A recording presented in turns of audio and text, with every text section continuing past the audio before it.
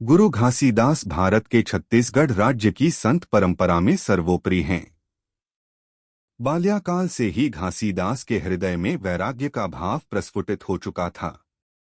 समाज में व्याप्त पशुबलि तथा अन्य कुप्रथाओं का ये बचपन से ही विरोध करते रहे। समाज को नई दिशा प्रदान करने में इन्होंने अतुलनीय योगदान दिया था। सत्य से साक्षात्कार करना ही गुरु घासीदास के जीवन का परम लक्ष्य था। सतनाम पंथ का संस्थापक भी गुरु घासीदास को ही माना जाता है। बाबा गुरु घासीदास का जन्म छत्तीसगढ़ के रायपुर जिले में गिरौद नामक ग्राम में हुआ था।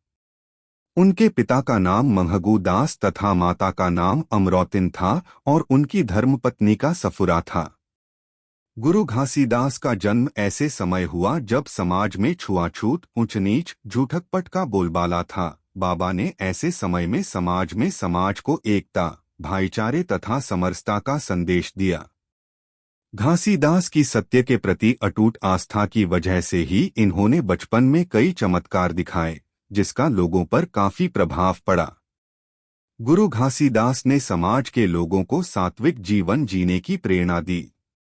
उन्होंने न सिर्फ सत्य की आराधना की, बल्कि समाज में नई जागृति पैदा की और अपनी तपस्या से प्राप्त ज्ञान और शक्ति का उपयोग मानवता की सेवा के कार्य में किया।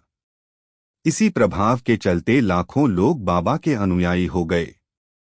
फिर इसी तरह छत्तीसगढ़ में सतनाम पंथ की स्थापना हुई। इस संप्रदाय के लोग उन्हें अवतारी पुरुष के रूप में मानते हैं। गुरु घासीदास के मुख्य रचनाओं में उनके 7 वचन सतनाम पंथ के सप्त सिद्धांत के रूप में प्रतिष्ठित हैं।